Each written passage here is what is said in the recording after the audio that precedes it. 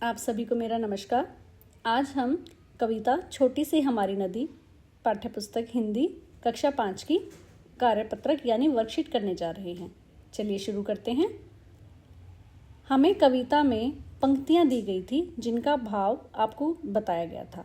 अब यहाँ पर भाव दिया गया है और ये पूछा गया है कि कविता की किन पंक्तियों में ये भाव दर्शाया गया है, यानी कौन सी पंक्तियों का ये अर्थ निकल के आएगा जो ये हमें दे रहे हैं। जैसे गर्मियों में इनमें कम पानी होता है, गर्मियों में घुटने भर भी कर जाते पार, घर की औरतें बालू से बर्तन साफ करती है। कविता में कौन सी पंक्तियां दर्शाती हैं?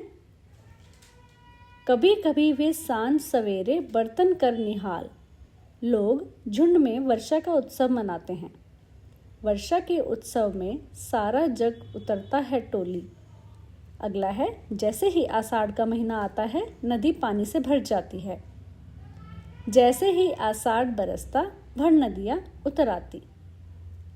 अगला प्रश्न नंबर 2, चित्र को देखकर दिए गए प्रश्नों के सही उत्तर चुनिए। बच्चों, यहाँ आपको एक चित्र दर्शाया गया है, आपको चित्र को ध्यान से देखना है और जो 3 प्रश्न पूछे गए हैं उनके उत्तर देने हैं। आइए देखते हैं। पहला प्रश्न कहता है, समुद्र के किनारों पर इतनी रेत और मिट्टी क्यों होती है? चित्र देखा और जवाब देंगे। समुद्र के किनारों पर इसलिए अधिक रेत और मिट्टी होती है क्योंकि नदी अपने साथ रेत और मिट्टी बहाकर लाती है और समुद्र में मिलते समय उन्हें किनारों पर छोड़ देती है। नदी का मुख शब्दों के अर्थ जो आपको दिए जा रहे हैं उसे चित्र को देखकर खोजना है और उत्तर बताना है। वह स्थान जहाँ नदी अपना पानी किसी अन्य बड़े जलाशय जैसे समुद्र, महासागर, झील या किसी दूसरी बड़ी नदी में गिराती है। यह नदी का अंतिम बिंदु होता है जिसे मुहाना भी कहा जाता है। समुद्र संबंधी। बच्चों, समुद्र संबंधी क्या होता है?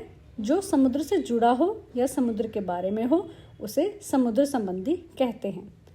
प्रश्न नंबर 3, नदी के किनारे इतनी आबादी क्यों होती है? नदी के किनारे इतनी अधिक आबादी इसलिए होती है क्योंकि नदी से पीने का पानी मिलता है, खेती के लिए भी पानी उपलब्ध होता है, ज़मीन उपजाऊ होती है और लोगों को रोजगार के अवसर मिलते हैं। प्रश्न नंबर 3, ये आपको एक वर्ग पहेली दी गई है। इसमें आपको निम्न शब्दों के अर्थ खोजने हैं और लिखने हैं। आपको शब्द दिए गए हैं ढोर डंगर, गंदले, घाम, सघन और दन्नाती। ढोर डंगर का क्या अर्थ होता है? जानवर।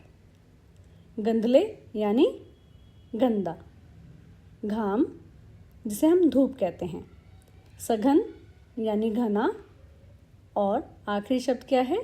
दन्नाती। दन्नाती का अर्थ क्या होता है? दन्नाती होता है तेजी। अगर आप एक नदी होते तो आपको किन किन परेशानियों का सामना करना पड़ता? सोचिए और लिखिए।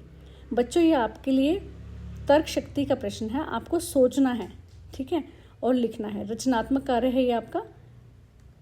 अगर मैं एक नदी होती तो मुझे कई परेशानियों का सामना करना पड़ता।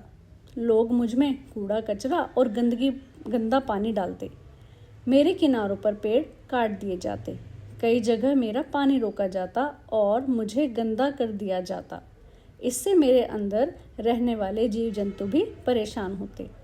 यह कार्यपत्रक यानी वर्कशीट आपकी मदद और मार्गदर्शन के लिए यहाँ दर्शाई गई थी।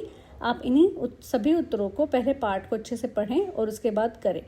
आशा करती हूँ आपको ये पसंद आई होगी। धन्यवाद।